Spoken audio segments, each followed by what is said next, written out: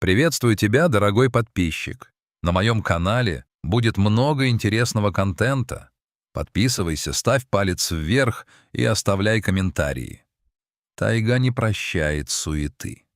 Она дышит ровно, тяжело, накрывая мир многовековым безмолвием, в котором хруст сломанной ветки звучит как выстрел. Сергей знал этот ритм. Он вырос здесь, в тени кедров и лиственниц, но жизнь когда-то попыталась увести его в сторону, в шум города, к запаху бензина и гулу человеческих голосов. Работа на ферме казалась стабильностью, а городская квартира — уютом. Но когда хозяйство закрылось, а город обернулся к нему холодным бетонным боком, Сергей понял — он здесь чужой. Семья не выдержала испытания тишиной. Жена, привыкшая к огням магазинов, не понимала, зачем мужу дикость. Развод был тихим, как первый снег. Оставив все имущество сыну Илье и бывшей супруге, Сергей взял лишь дедовский охотничий нож, старое ружье и ушел туда, где небо не ограничено крышами домов. Дедовская заимка встретила его запахом сухой хвои и пыли. Здесь, в сердце леса, он снова стал собой.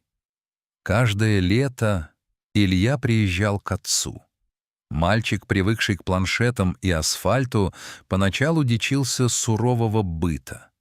Но Сергей был терпелив. «Смотри, Илья», — шептал он, приседая у влажной тропы.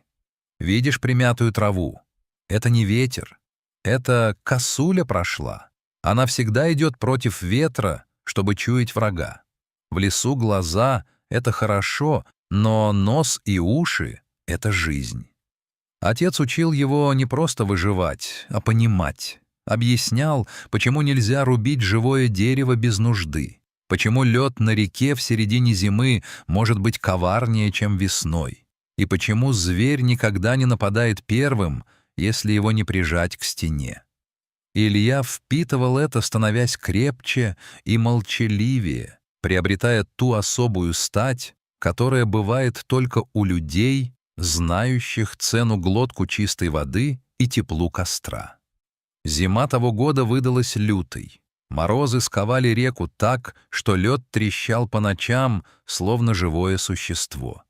Сергей возвращался с дальнего путика, когда заметил на белом полотне реки странное темное пятно. В бинокль он разглядел рыжий мех. Подойдя ближе, охотник замер. Лиса. Молодая самка провалилась в полынью, которую подмыло теплым ключом. Она уже не боролась, просто положила морду на тонкую кромку льда, а ее глаза, подернутые пеленой отчаяния, смотрели в пустоту. Вокруг морды уже начала схватываться тонкая ледяная корочка, приковывая зверя к его ледяной могиле. Сергей не раздумывал. Рискуя сам оказаться в воде, он лег на живот, распределяя вес, и пополз к краю. Ножом он аккуратно обколол лед вокруг замерзающей головы лисы.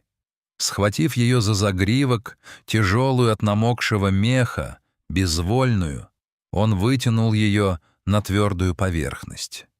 Она не шевелилась. Сергей достал фонарик, приподнял веко зверя. Зрачок сузился. «Живая!» — выдохнул он в морозный воздух. «Повоюем еще, рыжая». Путь до дома был испытанием. Мороз крепчал, руки в рукавицах немели, а скользкий лед мешал идти быстро. Сергей прижал лису к груди, под куртку, чувствуя, как его собственное тепло уходит в ее ледяное тело. Дома он устроил ей ложе у самой печи, обложил бутылками с горячей водой, растер лапы. Лиса долго не приходила в себя. Лишь к утру ее дыхание выровнялось. Когда она открыла глаза, в них вспыхнул первобытный страх. Она попыталась вскочить, но задние лапы, пораженные обморожением, подкосились. Лиса зашипела, обнажив мелкие острые зубы. «Тише, дурная!» — негромко сказал Сергей, не делая резких движений. «Свои?» Весь февраль и март прошли в заботах. Сергей кормил ее с рук мелко нарезанным мясом, поил теплым бульоном и, несмотря на риск быть укушенным, массировал ее немеющие лапы. Лиса, которую Илья позже назовет Огневкой, сначала принимала помощь с глухим рычанием, но со временем привыкла к запаху табака и хвои, исходящему от человека. К лету, когда приехал Илья, Огневка уже уверенно стояла на ногах. Она не стала домашней собакой, в ее взгляде всегда горел дикий огонь, но она признала своих. Когда Илья выходил во двор, лиса следовала за ним на расстоянии 2 шагов, словно молчаливый телохранитель. Она не давалась гладить, но разрешала мальчику сидеть рядом, пока тот читал книгу на крыльце. А в конце августа, когда ночи стали дышать первым холодом, Огневка ушла. Она просто перемахнула через забор, замерла на мгновение на опушке, оглянувшись на дом, и растворилась в зеленом сумраке. «Она вернулась?» — грустно спросил Илья. «Она ушла домой», — ответил Сергей, положив руку на плечо сына.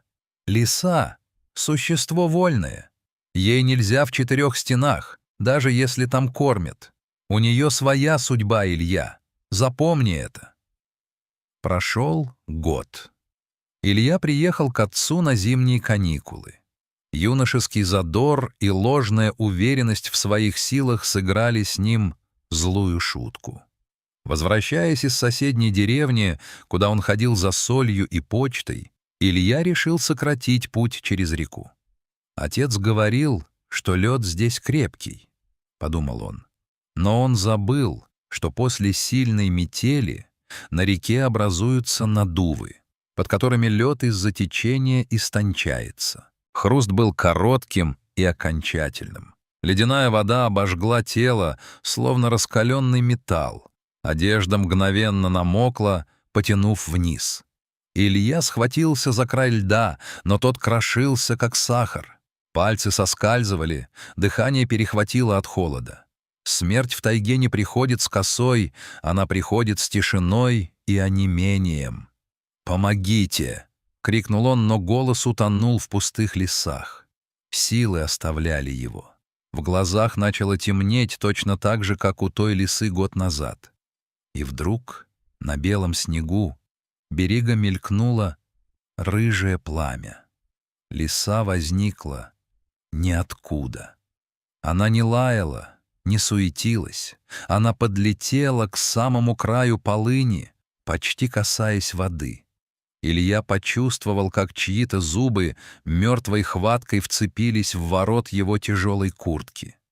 Лиса уперлась лапами в лед, выгибаясь всем телом, рыча от нечеловеческого напряжения. Этот рывок, эта неожиданная помощь дали Илье последний импульс. Он смог забросить локоть на более плотный участок льда и, помогая себе ногами, буквально выкатился из воды. Он лежал на снегу, задыхаясь, а рядом стояла она.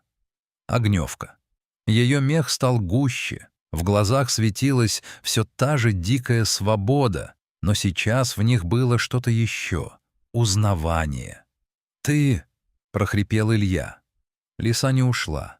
Она бежала рядом, пока парень, спотыкаясь и дрожа всем телом, пробирался к дому. Она подгоняла его своим присутствием, не давая остановиться и уснуть в сугробе. А это самый верный способ погибнуть. Когда они вышли к заимке, Сергей уже стоял на крыльце, встревоженный долгим отсутствием сына. Увидев промокшего, покрытого ледяной коркой Илью и стоящую поодаль лису, охотник все понял. Лиса смотрела на него. Это был долгий, тяжелый взгляд равного. «Мы в расчете», — казалось, говорила она. Сергей молча кивнул ей, прижимая к себе дрожащего сына. Лиса развернулась и медленной, царственной походкой ушла в чащу, ни разу не обернувшись. Она вернула долг жизни за жизнь, доказав, что в суровом мире тайги даже у самого хитрого зверя есть понятие о чести.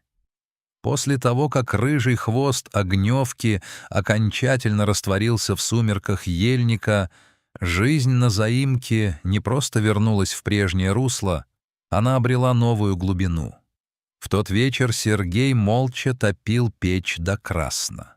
Илья, закутанный в 3 слоя шерстяных одеял, пил горячий настой на таежных травах, и зубы его все еще выстукивали дробь о край кружки. «Ты видел ее глаза, отец?» — прошептал Илья, когда тепло, наконец, начало пробираться к костям.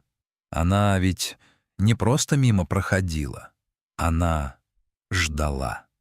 Сергей тяжело опустился на лавку, подкладывая полено в топку. «Тайга — это не склад древесины и не тир, сын. Это единая сеть. Ты выдернул одну ниточку из лап смерти, и сеть запомнила твои руки. Зверь не умеет лицемерить. Если он помнит добро, он помнит его до последнего вздоха. Эта зима стала для Ильи переломной. Раньше он приезжал в лес как гость, как турист, ищущий экзотики. Теперь же в нем проснулось нечто иное — спокойная созерцательность. Он перестал брать с собой плеер, когда выходил за дровами. Он слушал. Каждое утро начиналось с ритуала. Илья выходил на крыльцо и оставлял на старом пне за забором небольшой гостиниц. То кусок вяленого мяса, то потроха, пойманной в проруби рыбы. «Зачем?» — спросил как-то Сергей, прищурившись на яркое мартовское солнце. «Она дикая, сама прокормится, ты ее балуешь». «Это не кормежка, папа», — ответил Илья, поправляя шапку. «Это благодарность. Она ведь могла просто дождаться, пока я затихну, и уйти». Но она рискнула шкурой.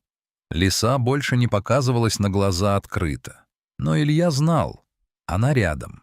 Каждое утро угощение исчезало, а на свежем снегу вокруг пня красовались аккуратные, в ниточку, следы лап. Огневка приняла его дары, но сохранила дистанцию. Это было высшее проявление уважения между человеком и зверем, сосуществование без навязчивости. Случившееся изменило и самого Сергея.